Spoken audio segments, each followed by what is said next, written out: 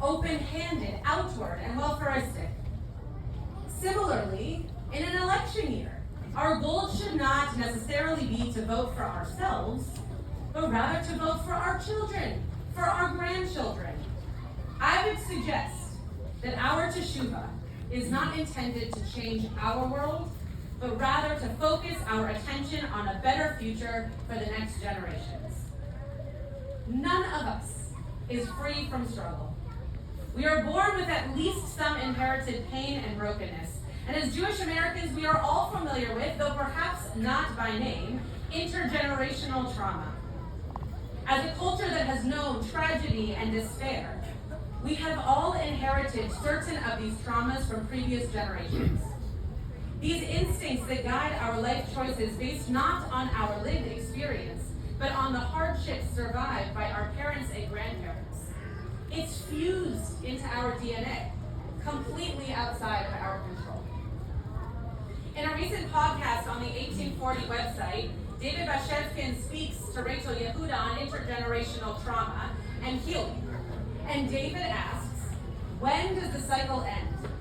He goes on to cleverly explain one of the laws of Shabbat around preparing hot items called kli sheni, a second vessel. Imagine preparing a cup of tea on Shabbat. The vessel that has the hot water boiling inside it is a kli rishon, a first vessel. A pot or a pan that has been heated on the fire. The kli sheni is the cup into which the water is poured. The halachic difference here between a kli rishon and a kli sheni is that the kli rishon, that kettle, had the direct heat, and the vessel became heated from the fire, or the electricity directly. Therefore, it retains its heat for a long time, and can cook whatever is placed in it, such as tea leaves. The kli sheni was not heated directly. Think a mug. So the water cools down when put inside the vessel. Thus, a kli sheni is okay to drink from because it is not capable of cooking. The heat has dissipated. David continues this metaphor by saying, we keep on pouring our traumas into the next generation. So are we stuck in this? Rachel responds with admiration for this example because it suggests that even as traumas are passed between generations, it is in fact diminished. She shares if our parents or grandparents suffer because of the things that happen to them and they develop ways of getting through it or surviving it, then what is passed to us are some of those survival and coping strategies, so that what we retain is a form of ancestral wisdom, which again, it could be a mismatch between our current environments, but the intention, I think, is to prepare us for the worst. When the worst occurs, those gifts might help us a great deal. Teshuvah is a way of changing the perspective on what needs to be worked on and why. A process of tempering, taking hold of our piping hot trauma and pain and challenges and pouring them with care and tenderness into a new vessel for a new year. A cliche. Sure, if I work on part of myself, I will grow to be a better person for future relationships. However, what if the idea of teshuvah was less about fixing and more about recognizing, holding and only repeating that which served us? We are, each of us, our own kli rishon, but it is up to us how that kli sheni receives nourishment. In the book and recent movie depiction, it ends with us. The teshuvah that is done is a recognition of teshuvah done well. The book, written by Colleen Hoover, was titled in reference to the cycle of domestic violence that the book's main character, Lily, is determined to end for the next generation.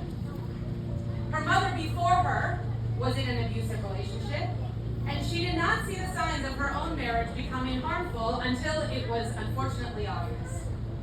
The book explicitly explains how the character ends the cycle for herself by healing her own trauma without throwing the experiences away, but cooling down the next generation's acquisition of generational narrative. Therefore, while still in her labor and delivery room, Lily tells her child in her arms, it ends with us. And their new life begins. the work to end cycles, not only to repair our mistakes and heal our wounds, but to mitigate the harms we might pass along in future relationships and generations and retellings of history. The practice of teshuvah is modeled for us in Torah in the relationship between Moshe and God. As Moshe is challenged and his humanity causes him to slip up on multiple occasions, God's response paves the groundwork for teshuvah as a fundamental tool for establishing community, legacy, and healthy relationships. In Deuteronomy chapter 10, we learn, "At that point God said to me, Moshe, carve 2 stone tablets, and I will write upon those tablets the words that were on the first tablet, which you shattered, and put them in the ark." Put the shattered tablets in the ark. According to Rabbi Leader from Hebrew College, this is Moshe's telling of the slow process of reestablishing the relationship between God and the people following the betrayal of the golden calf, and of the humble and much quieter offering of the same commandments for the second time on a set of tablets Moshe carves as co-author to replace the first set he had shattered in anger. Reestablishing relationships for the future, not the present, in teshuvah. Putting the broken tablets in the Ark of the Covenant is to put our failure at the heart of our connection with God, Rabbi Leader says. A threatening way to establish, to grow any relationship. And yet, it is important to remember our failures, but not to set them at the heart of our encounters. Remember our failures, but not set them at the heart of our encounters. According to the Talmud in Masechet Yoma, the tractate which contains all the stories and laws of Yom Kippur, this holding on to both shattered and whole tablets distinguishes between reconciliation driven by fear, which has the great power of transforming intentional wrongdoings into mistakes, and reconciliation driven by love, which has the great power of transforming intentional wrongdoings into merits. Rabbi Leader concludes, the image of the Ark of the Covenant, containing both shattered and whole tablets, may be a symbol of such radical love and acceptance. If you were to open the Ark on our people's journey, there'd be whole, beautiful, inscribed commandments on stone and dust, rubble and jagged shards. Which would you see first? Would you first notice that which was awesome and whole, or would you first focus on that which was broken and preserved as broken? Learning from our perspective of seeing these 2 depictions of tablets allows us to understand our need for teshuvah. Do we focus on our broken pieces, urge to mend them, or do we focus on that which we excel at and use the broken pieces to remind ourselves of how we affect change from past experiences? The broken pieces of Torah or the broken pieces of ourselves can seem useless. What are we supposed to do with jagged shards of pottery or painful stories of our past? And yet, the broken pieces might be even more important than those that are whole, or else, why would God ask Moshe to hold on to them? Similar to the modern day notion of taking broken pieces of glass from underneath the chuppah to make household items for Jewish rituals, such as a mezuzah, or a honey jar, or a salt canister. It's about perspective. One could choose to see a sunset and mourn the day leaving or the darkness arriving, but instead, many of us choose to relish in the colors that the sky turns as day becomes night. One could choose to see one could choose to see someone begging on the street for money as frightening, or one could choose to see the person who might have encountered some difficult moments and now who demonstrates humility and vulnerability as they ask their fellow human being for help. One could choose to dwell in their mishaps or misfortunes, or one could choose to use those experiences to create a better life for those they will impact in the future. We are each of us in our own, holding our broken pieces and our whole Torah, written and waiting to be understood.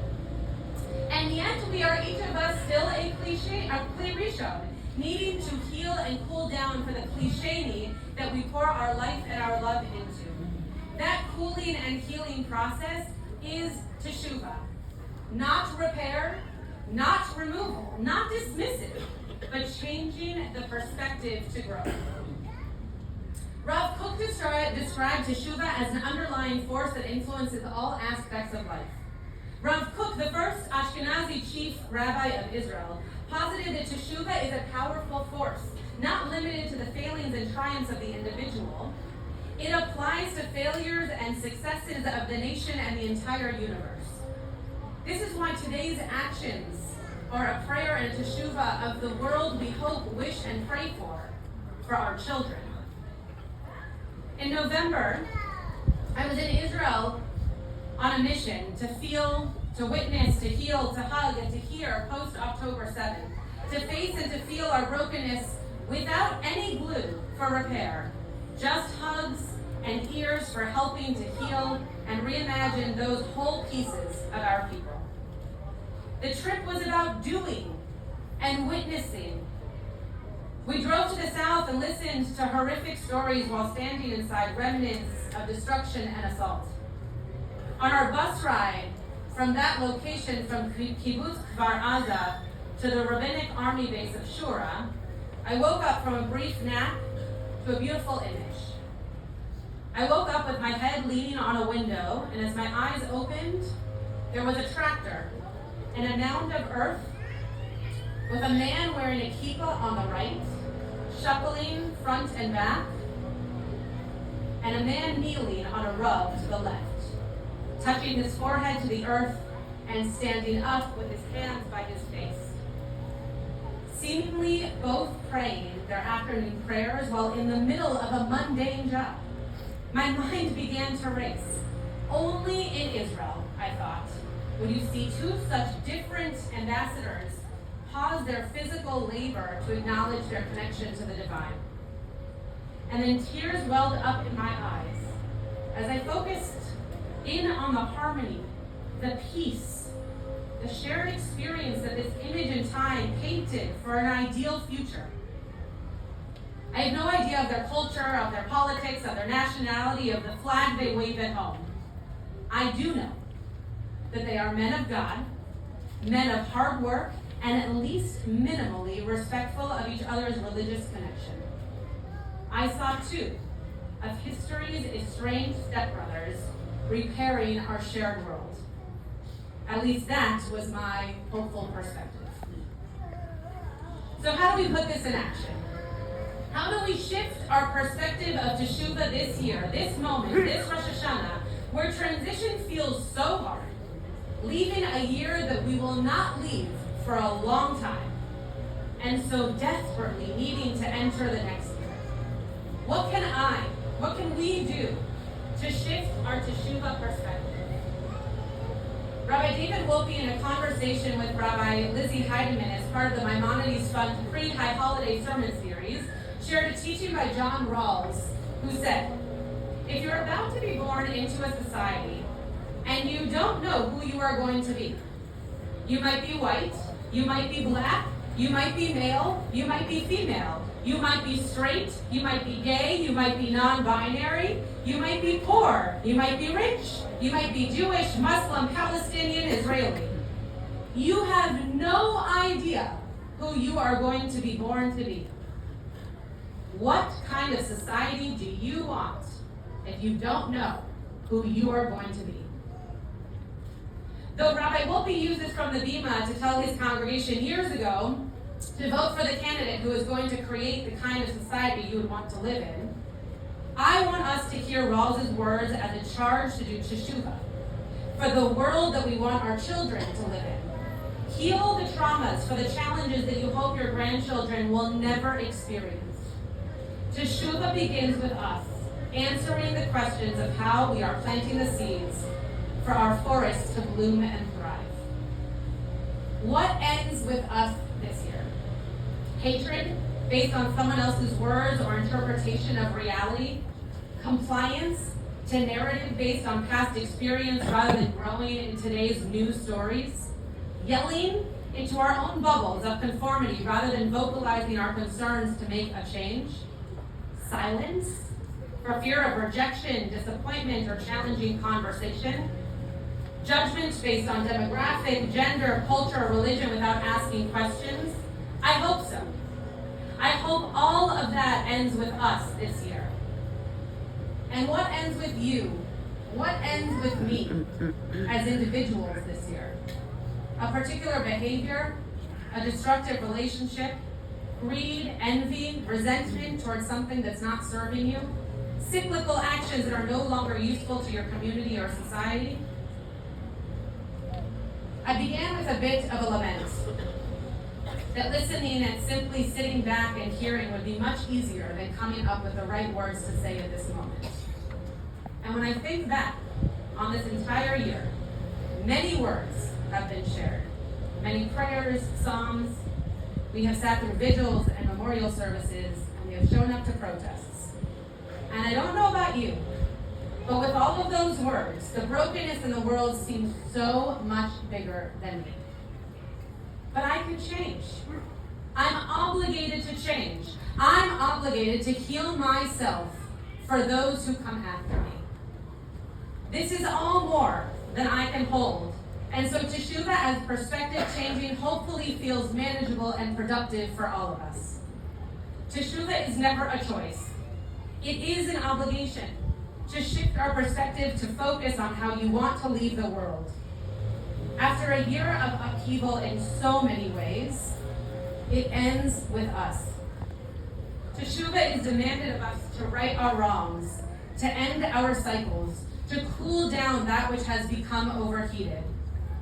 We have the power to heal and shift, and we have the power to create and grow. We have the power and the imperative to do Teshuvah. We can each make our lives better for the next generation. In our healing, we lay the groundwork so our next generation will thrive. Shana Tova.